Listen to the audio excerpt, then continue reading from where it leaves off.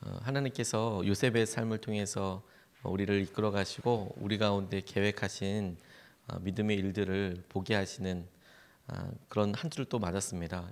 7주차 우리가 맞게 되었는데, 이번 주에는 요셉의 꿈, 바로의 꿈에 대해서 같이 우리가 마음을 열어서 생각해보고 기도해보고 싶습니다. 요셉의 삶에서 꿈이 참 중요한 의미들과 또 삶에 있어서 중요한 변화들을 가져오는 일종의 꼭지점, 변곡점이 되는데, 오늘 중요한 사건 한 가지가 일어나게 되었습니다. 일상과 같이 그냥 감옥에 갇혀 있는 삶이 계속되고 아무도 기억해 주지 못한다라고 생각하는 그런 일상의 어느 날 가운데, 하나님께서는 당신께서 준비하신 대로 이 일을 이루시게 되었고, 그에게 아주 특별한 하루가 되는 그런 날이 되었습니다. 요셉에게 있어서는 지극히 일상적인 하루였지만, 하나님께서 생각하시기에는 모든 것이 완전히 바뀌어지는 하루가 되더라. 오늘 그 가운데 하나님께서 요셉을 준비시키시고 드러내신 일들에 대해서 같이 보고 싶습니다. 첫 번째로 주목하고 같이 우리가 믿음으로 붙잡고 싶은 것은, 주님께서 때가 되게 하셨다라는 것입니다. 마침내 때가 되게 하셨다.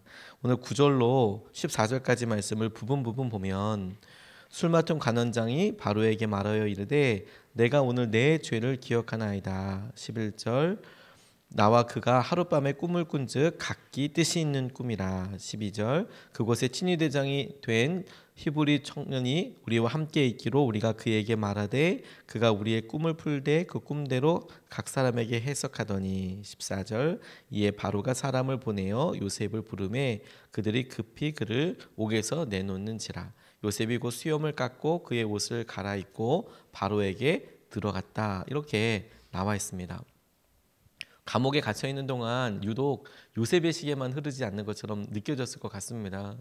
군대에 들어간 청년들 가만히 이야기 들어보면 어떻게 해도 국방부 시계는 돈다라고 이야기하는데, 막상 느껴지는 시간은 사회에서는 그렇게 빨리 지나간다는데 군대 시간은 왜 이렇게 안 가냐라고 이야기하는 경우들이 있거든요. 날마다 똑같고 날마다 본인들이 생각하는 어떤 의미가 아니라 정해져 있는 대로, 과업대로 그렇게 끌려가게 되니까, 그러니까 그렇게 느껴지는 거겠죠. 요셉이 2년 동안 있으면서 시간 정말 안 간다, 이게 어떻게 시간이 정해져 있는 것도 아니고 2년이면 2년, 5년이면 5년 이렇게 있는 것도 아니고, 이 무의미한 시간들을 어떻게 보내야 할까, 그렇게 생각할 법한 일들이 있었지만 마침내 그 시간이 끝나게 되더라는 것이죠. 2년 끝나고 나니까 완전히 잊혀지고 완전히 끝난 것 같은 요셉을 기억해 주는 사람이 등장하게 되었습니다. 바로가 꿈을 꾸었지만 그것을 해석해 줄 수 있는 사람이 없었고, 또한 해석할 수 있는 방법도 없었지요. 근데 바로에게 하나님 이 말씀을 묵상하면서 제게는 이렇게 다가왔습니다. 바로에게 있어서 세상을 다스릴 수 있는 권세와 능력이 있죠. 그런데 오히려 그 권세와 능력이 있다는 것이 꿈 한 번 꾸고 나니까 어떻게 해야 될지 모르는 그런 나약함 가운데 있게 되더라는 것입니다. 오히려 무언가를 더 할 수 있다는 것, 책임져야 한다는 것이 더 커다란 마음의 부담이 되어서 불안증과 불안감을 주게 되는 것이죠. 이 꿈이 도대체 무슨 의미가 있는 거지? 이게 어떻게 될 거야? 아마 저 같은 범인이 이런 꿈 꿨다면 기억도 못할 겁니다. 그런데 너무도 선명하게 꾸는 그 꿈에 대해서 뭔가 불안하고 뭔가 의미를 알아야겠는데, 능력 있는 사람에게, 다스릴 권세가 있는 사람에게 이것이 굉장히 중요한 물음거리가, 질문거리가 된 것이죠. 그런데 저는 이것을 요셉에게 있었던 삶과 바로에게 있었던 삶에 대해서 비교해보는 질문이 되었습니다. 바로는 다 가지고 있죠. 애굽을 다스릴 수 있는 능력과 권세를 다 가지고 있습니다. 그런데 그 능력과 권세가 중요한 것 하나 빠지고 나니까 불안하고 아무런 의미가 되지 않더라는 것이죠. 그게 무엇일까? 다스릴 수 있는 권세가 있지만 우리 삶의 의미, 우리의 삶에 있을 일들을 해석하지 못하면 아무런 것이 없다라는 것입니다. 세상에서 가장 행복한 사람이 누굴까? 런던의 영국 사람들을 대상으로 런던 타임즈에서 자기네 국민들을 이렇게 조사를 해봤답니다. 어떤 사람이 제일 행복하냐? 그랬더니 4명이 이렇게 4사람의 분류가 이렇게 나왔는데 뜻밖의 아주 소박한 사람들이라는 거예요. 첫 번째, 어떤 사람이 제일 행복하냐? 바닷가에서 멋진 모래성을 완성한 어린이. 야, 진짜 예쁘다라고 좋아하는 어린이가 진짜 행복해 보이더라. 두 번째가 아이를 목욕시킨 후 맑은 눈동자를 바라보는 엄마. 엄마가 아이 이렇게 깨끗하게 목욕시켜 놓으니까 냄새도 향긋하고 애가 좋아하는 거 보면 너무 기뻐하더라는 거죠. 세 번째, 멋진 공예품을 완성하고 손을 터는 예술가. 와, 진짜 만족할 만한 작품을 만들고 기쁘다. 네 번째, 죽어가는 생명을 수술로 살려낸 의사. 아, 살았구나. 드디어 살았구나. 보람을 느끼고 함께하고 그렇게 된다는 것이죠. 근데 이 런던 타임즈에서 주목하게 됐던 게 뭐냐면 세상에서 가장 행복한 것, 그게 성공과 성취, 사람들이 말하는 더 높은 성공이 있고 더 놀라운 어떤 뭐 행복이 더 있을 거다. 돈을 많이 번다든지 높은 지위에 올라간다든지 그런 게 사람들에게 더 행복하게 될 거라고 생각하지만 실제로 행복을 집요하게 묻고 나면 그런 커다란 어떤 성취, 업적 때문에 행복해지는 게 아니더라라는 것이죠. 무언가를 이루되 그것이 크고 작고에 대해서 의미가 없더라라는 것이 이 조사를 통해서 사람들이 결론 내리게 된 겁니다. 근데 저는 오늘 본문 말씀과 더불어서 이렇게 다가오게 되더라고요. 아, 의미이구나, 의미. 아무리 많은 것이 있어도 아무리 다스릴 능력이 있어도 그게 무슨 의미래? 그게 나에게 어떤 의미가 있는 거야? 그 의미 때문에 우리는 목말라하고 함께하게 되는 것이죠. 돈이 엄청 많아서 하루에 수십만 원짜리 식사를 그런 식사가 있는지도 모르겠지만 먹을 수 있다고 해서 행복한 게 아니고 거기에 밥상머리에 앉아서 누구랑 얘기하고 먹을 건가? 그게 하나님께서 우리의 삶에 이야기하시는 의미인 것이죠. 바로에게 다스릴 권세가 있었습니다. 그런데 권세, 외적으로 드러나는 성공, 지위 이런 것들이 꿈 한 번 해도 얼마나 무능력하고 얼마나 이게 어려운 일인지 다 드러나게 되죠. 윌리엄 캐리가 이렇게 이야기했습니다. 믿음의 사람은 때를 기다립니다. 하나님께서는 신실하게 당신께서 하신 말씀을 이루시는 분이십니다. 맡은 일을 인내하며 열심히 해보기 전까지는 아무도 자기가 얼마나 많은 일을 성취할 수 있는지 모르는 법입니다. 인내하면서 가기 전까지는 아무도 자기가 얼마나 할 수 있는지 모르게 되더라. 요셉을 바라보면서 2년의 시간, 힘들고 어려운 시간이 하나님께서 그에게 의미를 주신 시간이라는 생각이 들었어요. 아, 우리가 바로처럼 지금 성공하지 못했기 때문에 괴로워하고 어려워할 필요가 없는 거구나. 지금 우리가 갖고 있는 권세가 바로만큼 되지 못하기 때문에, 우리가 부러워하는 어떤 사람들보다 못하기 때문에, 그 사람들보다 덜 갖고 있기 때문에 불행하다고 이야기할 이유가 없는 것이구나. 우리는 바로에게 없는 그 의미를 갖고 있는 사람이거든요. 그리고 그 의미를 위해서 때를 기다리고 있는 사람들이에요. 하나님께서 마침내 우리의 삶에 계획하신 일들을 드러내게 하시는 그때를 기다리고 있는 것이죠. 요셉에게 있어서 그게 하나님 때문에 의미 있는 그날이 되고 만나게 되었다는 거예요. 꿈을 꿔서, 바로가 꿈을 꿔서 하나님께서는 도대체 어떤 일이 있어요? 이런 질문에 바로 이런 일이다 라고 이야기할 만한 엄청난 사건을 보여주신 것이죠. 아무도 요셉을 대신할 수 없었습니다. 하나님과 함께하는 요셉을 아무도 대신할 수 없었습니다. 오직 요셉만이 대안이 될 수 있었던 것이죠. 하나님이 때를 기다리고 계신다는 거. 오늘도 우리 삶에서 하나님 당신의 뜻과 계획을 이루어 달라고 우리가 이렇게 같이 기도하고 주님 앞에 나아가고 싶습니다. 두 번째로 붙잡은 말씀은 하나님께서 주신 해석의 능력, 꿈의 해석이지만 하나님께서 주신 능력에 대해서 주목해 보고 싶습니다. 29절로 35절까지 말씀을 보면 그 해에 대해서 7해 흉년, 7해 풍년에 대해서 이야기하고 그 풍년과 흉년에 각각 어떻게 해야 될지에 대해서 바로에게 이야기하는 장면이 나옵니다. 처음에 소가 나오는 꿈을 꿨고 그 다음에 이삭이 나오는 꿈을 꾸고 그렇게 7해 동안 그렇게 했던 일을 꾸면서 이게 이런 의미입니다 라고 요셉이 대답을 하죠. 요셉이 감옥에서 훈련받은 거 한 가지밖에 없었거든요. 하나님과 함께하는 거, 하나님과 함께하는 거. 다른 거 그렇게 뭐 크게 훈련받은 게 없어요. 하나님과 함께하는 거, 죄 짓지 않는 거, 하나님 인정하고 나아가는 거. 그런데 하나님께서 요셉을 세상 가운데 드러내시고 사람들 가운데 당신이 계획하셨던 계획을 드러내실 때 이 한 능력만 의미 있었다는 거예요. 하나님과 함께하는 거. 하나님께서 우리 가운데 주시는 것들 주시는 거.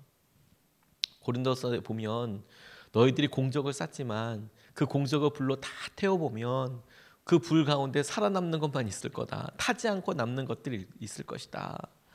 우리가 어려움을 만나보면 우리가 진짜 힘든 삶의 것들을 만나게 보게 되면 우리가 무엇 붙잡고 있었는지 다 드러나게 되는 거거든요.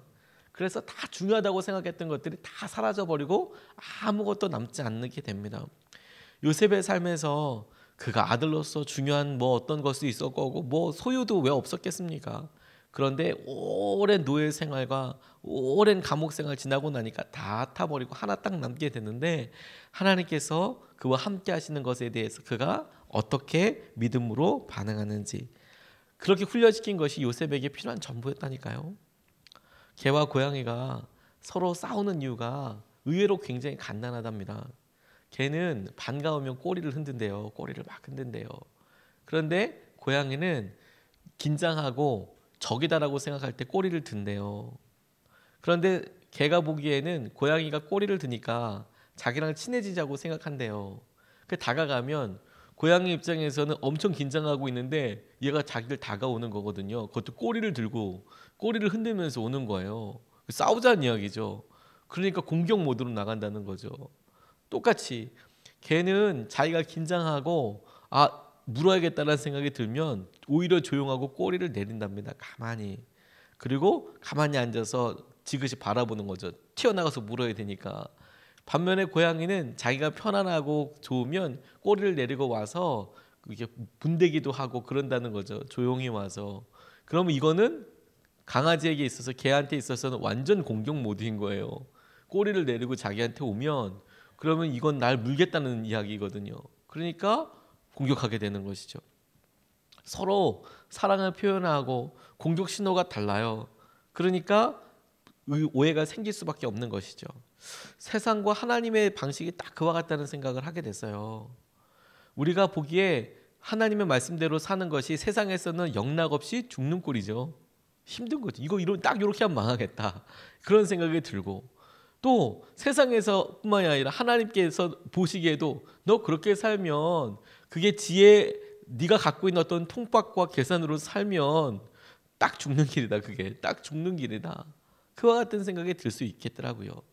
개와 고양이는 어느 것 하나가 절대다 진리다라고 이야기할 수는 없지만 하나님과의 관계에서 하나님께서 인도하시고 붙잡아 주시는 것은 너무 중요한 기준이 되거든요. 아니 유일한 기준이 되거든요. 우리가 죄로 인하여서 그렇게 왜곡되어 있고 힘들어하게 됐다는 것이죠. 하나님이 우리에게 요구하시는 것은 하나님의 말씀에 순전히 반응하고 순전히 그 말씀에 의지해서 살아가는 능력, 그게 해석의 능력입니다. 그러니까 어떤 특정한 사람에게 지혜가 주시는 게 아니라 오늘 내게 주시는 말씀이 하나님 내게 주시는 말씀이야를 신뢰하고 나아갈 수 있는 믿음, 그 신뢰의 크기, 그게 해석의 능력이에요. 모르는 게 아니고 아는데 그대로 살아갈 수 있는 것. 요셉이 듣고 나니까 깨달아지는 것을 그대로 말할 수 있는 능력, 그게 해석의 능력이거든요. 오늘 주님께서도 말씀 우리에게 하실 때 그게 주님께서 우리에게 이끄시는 것이라고 믿게 되었습니다. 듣는 마음에 대해서 우리가 보통 생각하기에 영적으로 충만한 사람만 알 거라고 생각하는데 전혀 그렇지 않습니다. 잔다르크에 대해서 조지 버나드 쇼라는 사람이 희곡을 썼어요. 잔다르크의 삶에 대해서. 그리고 잔다르크에 대해서 나와 있는 여러 글들, 쪽글들을 이렇게 보면서 역사적인 문헌을 보면서 잔다르크의 삶에 대해서 이렇게 그려본 거죠. 그러니까 제법 역사에 기반을 두고 쓴 글입니다. 이 잔다르크가 잔이 이름이고 다르크가 뭐냐면 아르크라는 곳에서 살고 있는 잔이란 뜻이에요. 프랑스 사람이니까.